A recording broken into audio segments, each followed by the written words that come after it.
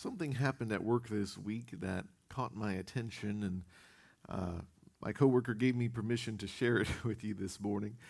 Just a small thing, something insignificant that we've probably had happen to us a bunch of times. I know it's happened to me before. So my coworker was looking through their phone. They were looking to find their phone, and they looked through their purse. They were opening up zippers and unsnapping buttons and emptying contents and looking all through their purse. It wasn't there. So then they went to the bag that had some paperwork in it. They were going through their bag, trying to find everything that they could to get out the way just so they could find their phone. And after several minutes, they couldn't find it. And they were like, well, it's just not my maybe left it at home. And so they turn around, and they're sitting on the desk the whole time was their phone. How many have you had that happen to you? You were looking for something, and there it was the whole time. Oh, and so I kind of, had that. I was able to observe that happening, and during prayer this past Wednesday, I was pondering this thought and this idea.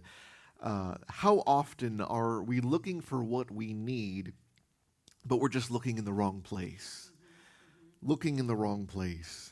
We're searching and we're searching, sometimes in many different areas for anything. It's most of the time not just a phone. Maybe we're searching for peace, or we're searching for comfort, or we're searching for love in all the wrong places, right? But what if what we need is actually right there the whole time, and we just didn't realize it? We just were looking, but it was just right there. And I believe God's message for us today is to remind us that there is more that He can do. There's more that He can do, that while we don't have much that we can do on our own, because of God, because of who He is, there is power that's even in your and my hands that we may not have realized has been there the whole time. Because we think in terms of what we can naturally accomplish. But God is available and is able to do the supernatural, what above and beyond anything that we can accomplish alone or even together. God is able to do the supernatural. God can accomplish the miraculous beyond our own ability to provide or to heal or to make things happen. There are times we literally don't have the means. We don't have the resources. We don't have the time. We don't have what it needs in the natural. But our limitations don't limit God. In fact, your limitation may be exactly what God is planning to use. And that's what I want to talk to you about today in our text. If you'll journey with me to John chapter 6 and verse 1, that is where our text will be this morning. This was a time in Jesus' ministry where His popularity was increased. If social media was back then in Jesus' time, He would be going viral. Crowds were seeking after Him. They heard about His miracles and the supernatural taking place. I mean, people were coming to Jesus and getting healed, and so these crowds were beginning to form because they were looking for this man who could do the impossible. And so people were coming to Him for healings and deliverance. But what happened in the midst of this increasing popularity was Jesus and His disciples were finding it harder and more challenging to find time away by themselves for Jesus just to teach them, His close followers, and for them just to spend time together and to rest. But even though that challenge was there, it was still a priority for them and for the disciples and for Jesus to find time away for relationship and ministry to be put on hold and to take that time to rest. And so let's begin in verse 1. It says, after these things, Jesus went over the Sea of Galilee, which is the Sea of Tiberias.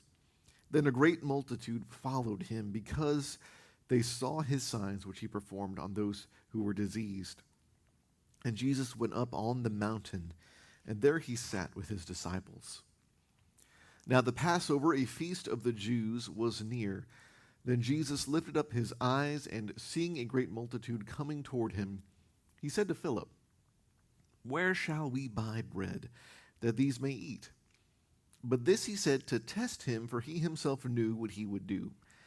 Philip answered him, 200 denarii, or 200 days' wages worth of bread, is not sufficient for them, that every one of them may have a little. One of his disciples, Andrew, Simon Peter's brother, said to him, there is a lad here who has 5 barley loaves and 2 small fish, but what are they among so many? Then Jesus said, make the people sit down. Now there was much grass in the place, so the men sat down, in number about 5,000. And Jesus took the loaves, and when he had given thanks, he distributed them to the disciples, and the disciples to those sitting down, and likewise of the fish, as much as they wanted. So when they were filled, he said to his disciples, gather up the fragments that remain, so that nothing is lost. Therefore they gathered them up, and filled 12 baskets with the fragments of the 5 barley loaves, which were left over by those who had eaten. So coming back to verse 5, Jesus looks up, and they were having their own private Bible study, relationship with Jesus, and he looks up, and there's this mass of people coming toward them. And he looks at Philip, and he asks this question, where are we going to buy bread to feed all these people? It's such a practical question. And I think part of the reason Jesus asks Philip this question is because he wanted Philip to tell him and us just how limited their resources were and how desperate their situation was. There was no McDonald's up the road. There was no drive-through. There was no fast food. I mean, preparing a meal typically took a long time to do. There was no place on the road for food. There was no provision in their purse, and not much was there that they could use to prepare food. There wasn't an oven close by. Where else can they go to find food in this moment? And where else can they go to find the bread of life? What other options are there?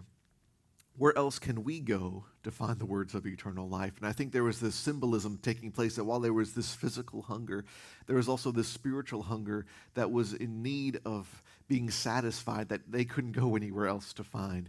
Where can you go to find the bread of life? Where can you go to find the words of hope that Jesus brings? Where else can we go to find this hunger and satisfy this hunger on the inside of us that only Jesus can do? There's no location to purchase any bread, and there's no funds in the bank to get it if there was.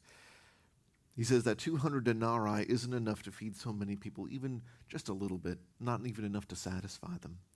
And I like Philip's response to Jesus, and I like Andrew's response, and I think a lot of us probably would respond the same way because it's logical. It makes sense. It's practical. I don't think it was really an option in any of their minds that Jesus himself would provide enough food for everyone. I think this is the first time they experienced Jesus do such a thing, the miracle of this multiplication. And we know that they've experienced Jesus turning the water into wine at the wedding in Cana, but that was using a substance that was already there.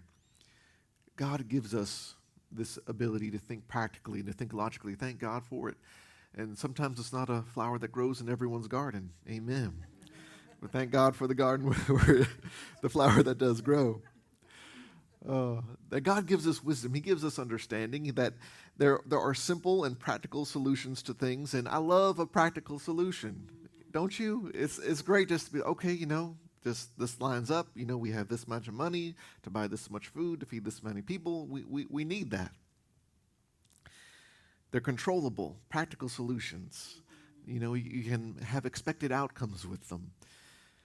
But Mark's gospel, he also has an account of this in Mark chapter 6. There's another response that the disciples give Jesus, and it's a practical answer. They say, send them away. Just let them leave, Jesus. Just heal them and let them go. Let them find their own way, that they may go into the surrounding country and villages and buy themselves bread, for they have nothing to eat. But Jesus answered and said to them, you give them something to eat. And they said to him, shall we go and buy 200 denarii worth of bread and give them something to eat? But he said to them, how many loaves do you have? Go and see. I think God wants to challenge us this morning with the same thing that he challenged his disciples. That there are times to be practical, there's times to use our reason and logic and intellect to figure things out, but there are also times we're looking for a solution somewhere else, and God says it's been in your hands the whole time. How many loaves do you have? When we have faith, God can use what's in our very hands that we didn't maybe realize had any potential, and he can do something supernatural with it. What's in your hand? You give them something to eat. So what did they have? Let's take inventory real quick. First, they had a person who gave, the lad. Verse 9, Andrew says, there is a lad here. And we find this lad, he was unnamed, he was unnumbered, and he was even undervalued. The lad is just this unnamed young person who Andrew mentions. There's no genealogy that comes before him. There's no mention of his parents being there or of any lineage that this lad had. His name isn't listed in the credits of the film, so to speak. We can find no meaning of his name like we find in others, like the disciples, or Matthew, which means the gift of God, or John, which means God has been gracious. These beautiful meanings to these names of these individuals.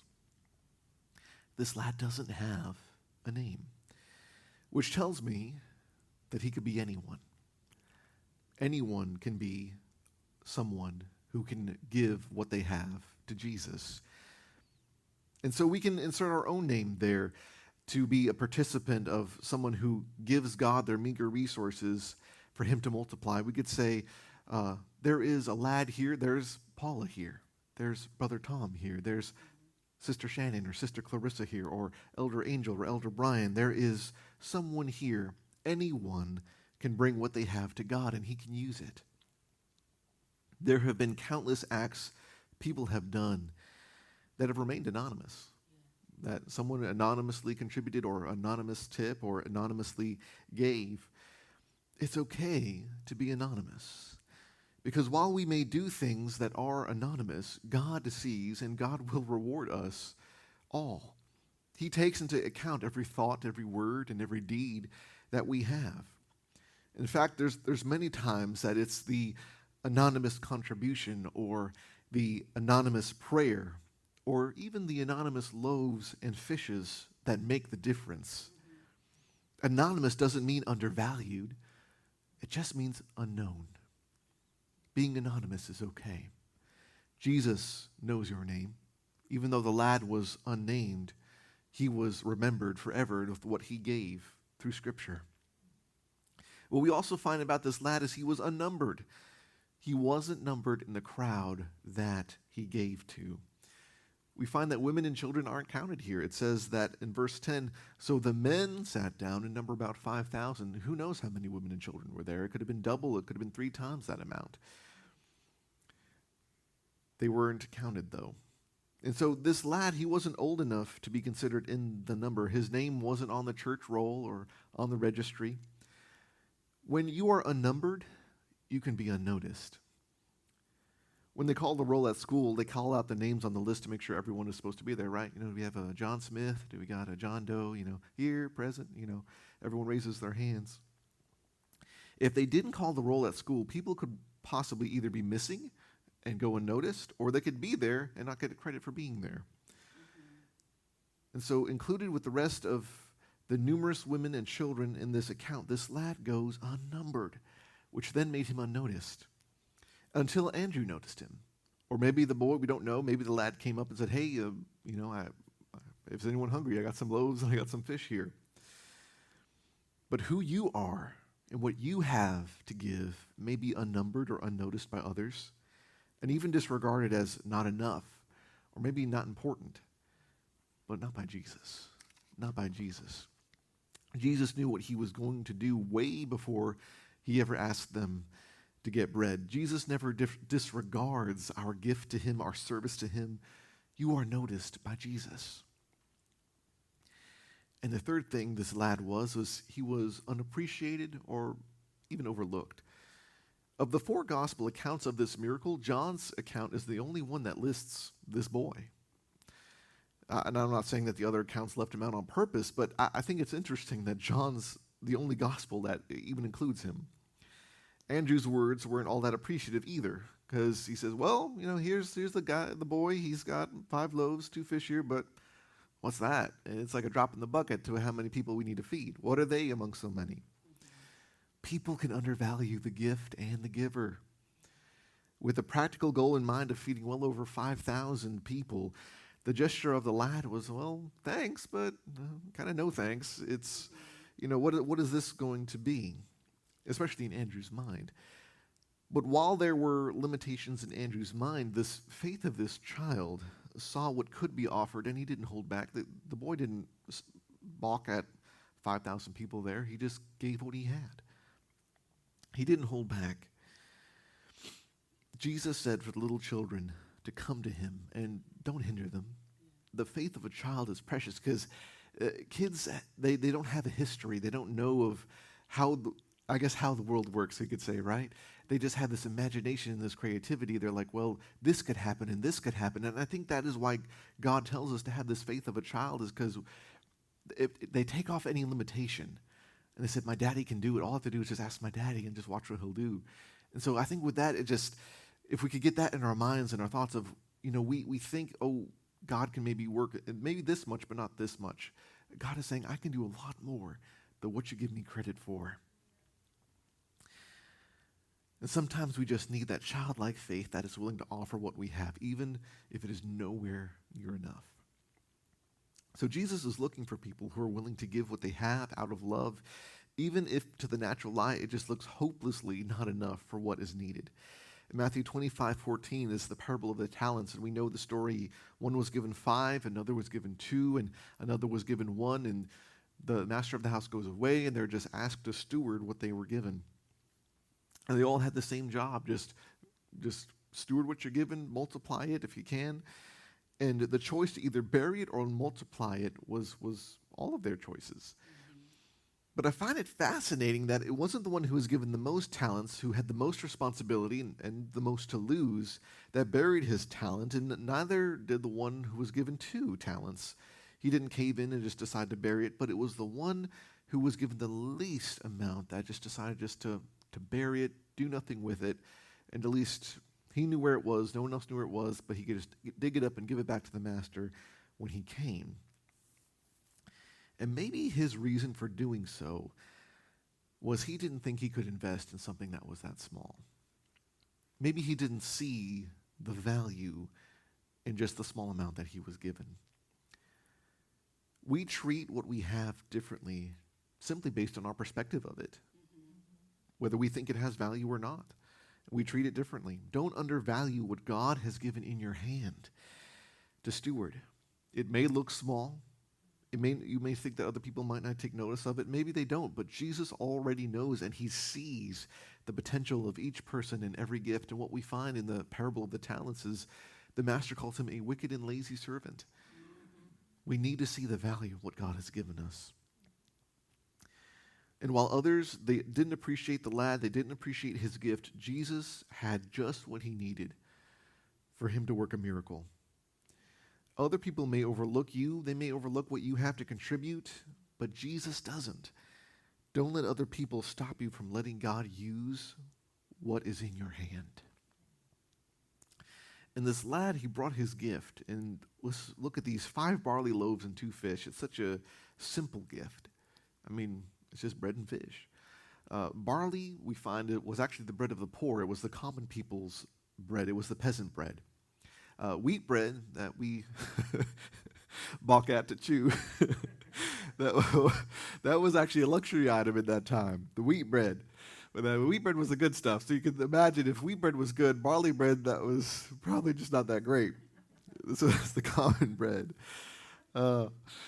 We find that the amount he had was maybe enough for him and his family, we don't know, but it was insignificant by itself to do much good in their present situation of feeding this army of people. The gift was simple, a little boy sharing his lunch, but isn't it the simple things God uses to confound the wise? Isn't it the simple things that the Lord just brings out so much understanding in? It's amazing. Simple acts of kindness, a simple smile, a kind word, Simple gifts in the day-to-day of our lives can make a difference, especially when God is in it.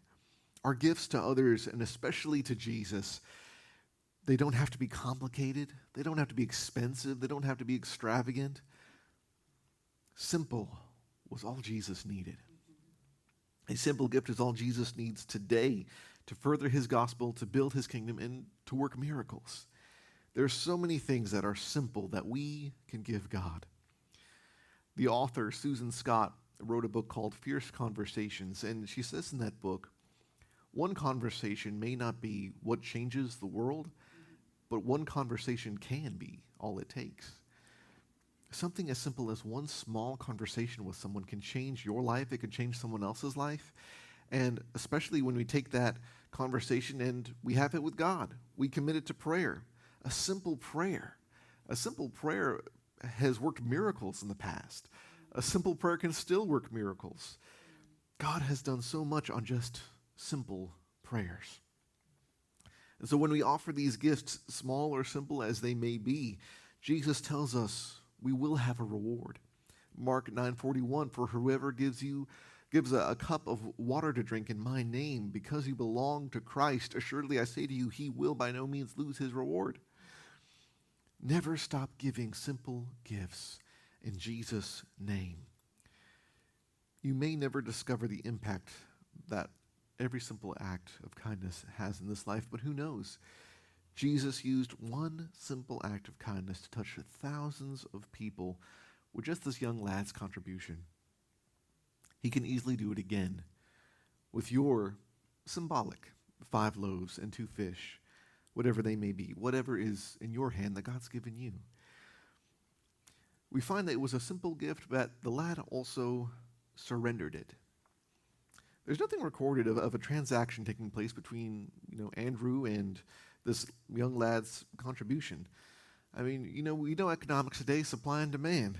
We don't see that Andrew pays for the food. He doesn't give him any denarii for it. There's just this lad simply offering his lunch. The boy, he could have, said, hey, wait, there's a bunch of people here. How much can I get for this? I mean, 20 denarii a loaf, he could go with it. Apparently, he could have had an open auction. He had the one supply to their demand. But what we find here is that he doesn't sell his food, he doesn't barter his food, or demand anything in return.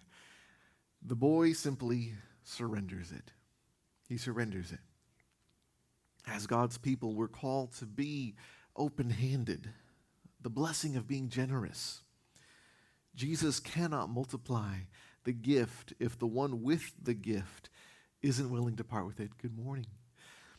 That lad could have walked away from that mountain that day with his stomach full of bread and fish. He could have just ate it himself, and no one would have been the wiser. They would have known, he just ate the lunch that he brought.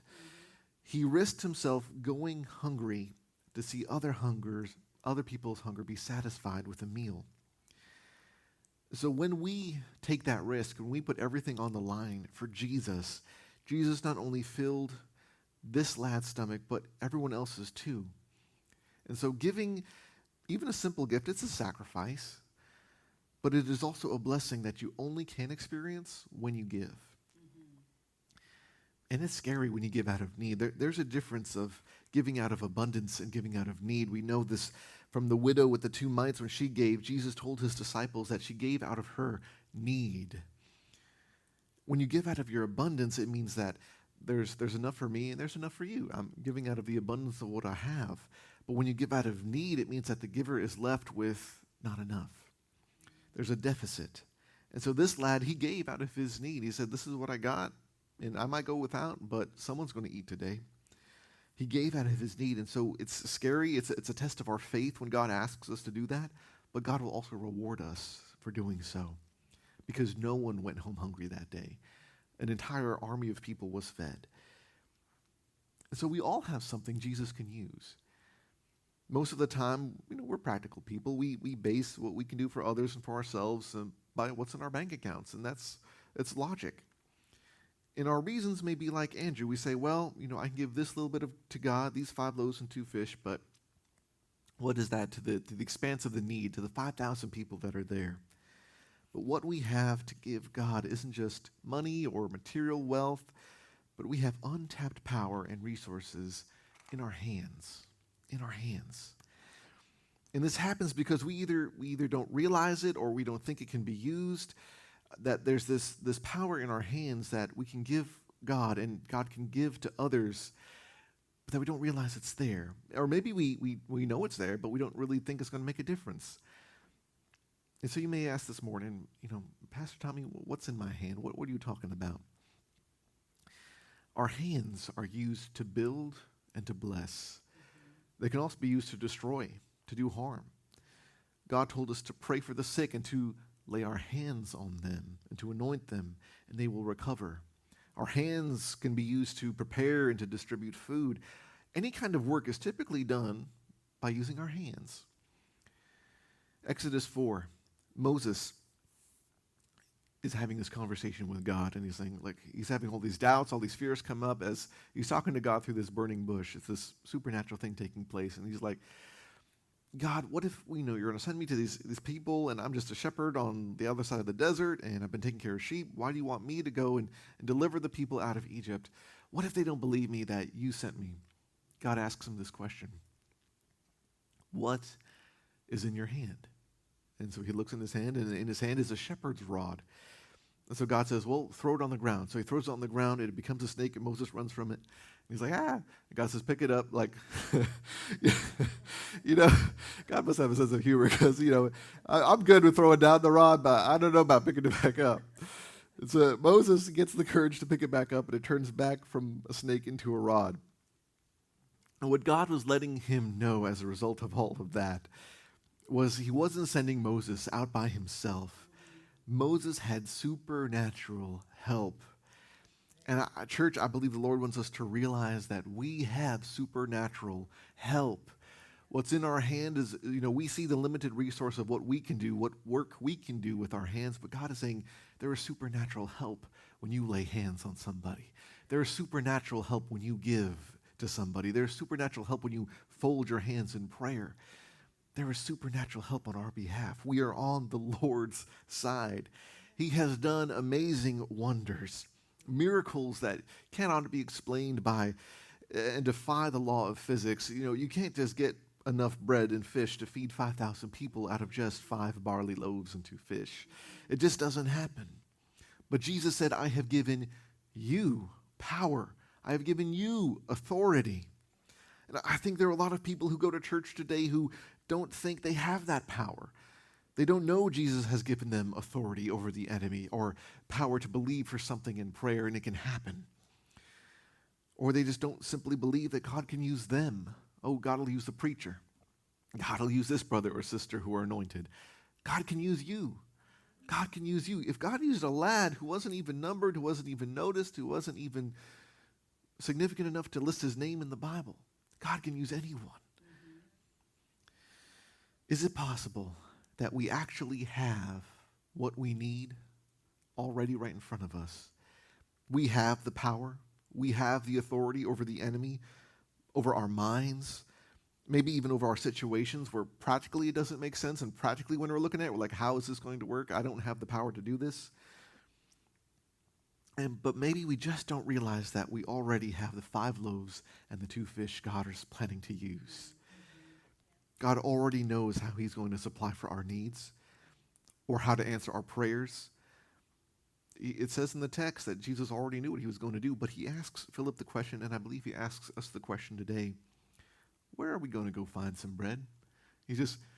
Where are we going to go find some bread? Just waiting to see what we'll do. And we'll say, oh, well, Lord, we got to, work 80 hours a week to make this happen. Or we got to do this to make sure that, we take all our medication, which take your medication. But we got to figure this out to make this work. And we try to problem solve and to make it make sense in our minds when God is just saying, just come to me. I'm standing right here. The answer is right here the whole time. Where am I going to go to meet the needs of myself or those I'm going to take care of? Look no further than what you already have and give it to the capable hands of Jesus. We can look for other answers, other places. You can Google search to your heart's content. But the answer is already right in front of you. Just give it to Jesus. Just give it to Jesus. My family member is running from God. Just give them to Jesus. I don't know how we're going to make ends meet. Just give it to Jesus. The diagnosis and the prognosis don't look good. Just give it to Jesus. You may think it is small, or you may think it's large and it's rocked your world. Other people may think it's a huge issue, or they may think it's insignificant of what you're bringing to Jesus. Push aside every obstacle. Push aside every thought and every temptation that keeps you from looking to him as your source. Push aside it all and just give it to Jesus. We find in this story, after everyone's finished, everyone's satisfied, they've eaten of the bread, and they've eaten till they're full. Now, I know you all realize the same as I do. When I see a Laura Grace and I see her plate, she eats about this much and is satisfied, and she's ready to go play. That's not enough to satisfy me. I need a bigger plate. And so we see this tremendous miracle here that 5,000 men who eat a men's portion were filled, as well as women and children. After all of this takes place, Jesus gives another command to his disciples. It says that when they were filled, he said to his disciples, "Gather up the fragments that remain so that nothing is lost." And so 12 baskets of leftovers are gathered up after over 5,000 people ate off just 5 barley loaves, 2 fish. And what that tells me, God isn't done multiplying. God is still in the multiplying business today with what we have to offer him. And what are leftovers for? Leftovers are left for later. They're left for another time. Jesus is that bread of life that gives new life yesterday, today, and forever. Jesus still multiplies. If everyone will please stand with me today. And Elder Brian, if you'll come and minister on the keys for us this morning. The question I want to pose to us today is, what are you looking for? What is your phone or item that's been misplaced, that you've been looking in your bag, you've been looking in your purse, you've been looking over the house, you've been turning over furniture, looking in your car? What are you looking for? Is it maybe peace in the midst of the enemy coming against you with anxiety, with fear, with doubt? Are you looking for hope? That you see a situation and you don't know how this is going to work out. You've been to the doctors, you've been to the lawyers, you've been to different areas, and you've searched and you were looking for bread, but you haven't found any. Come to Jesus. He can give you peace, he can give you hope, and maybe you're looking for comfort. Maybe you're still just experiencing loss, and loss comes in so many different forms. We lose people, but we also lose possessions. We lose opportunities that we wish we could have again. Loss comes in so many different ways. But Jesus can give you comfort to know that the path that you were on, the mistakes you've made, or maybe the missed opportunities that you wished you had again, God can say, hey, I actually work out all things together for the good of them that love God and that are the called according to his purpose. That you may have thought it was a failure, you may have thought it was a missed opportunity, but actually it was me aligning you to be in this place because down the road I had something planned for you that you didn't realize.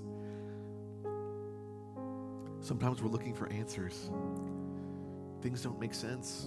God, why did this happen the way it did?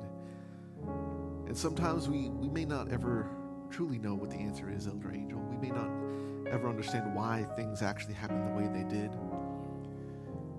But what we can know is we can trust his heart. That while we may not understand, or just like here, they were trying to make sense of a situation, and Jesus all along had a supernatural answer. Jesus can bring a supernatural peace and comfort to our hearts to know that he knows the end from the beginning. He has a plan, and that on the other side of glory, we will know what his plan and his purpose was. just look no further than Jesus. He has been there the whole time.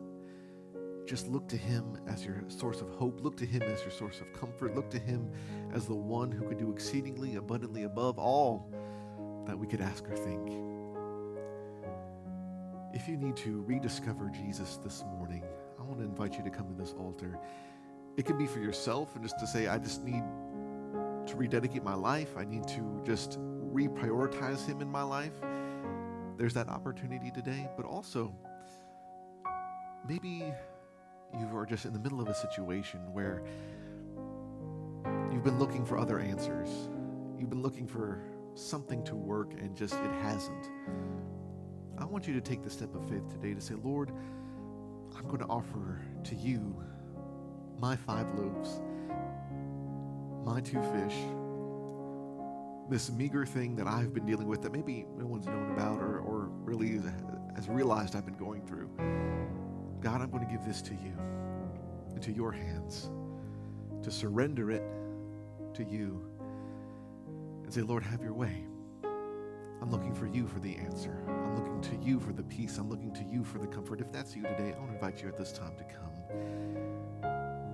Look no further than Jesus. Whatever your need is today, just give it to God and see what he will do. And something else I want us to pray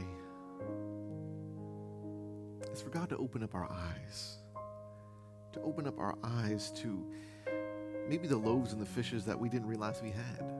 I think sometimes we don't realize what's in our hands. Say, Lord, just open our eyes to see what that need is.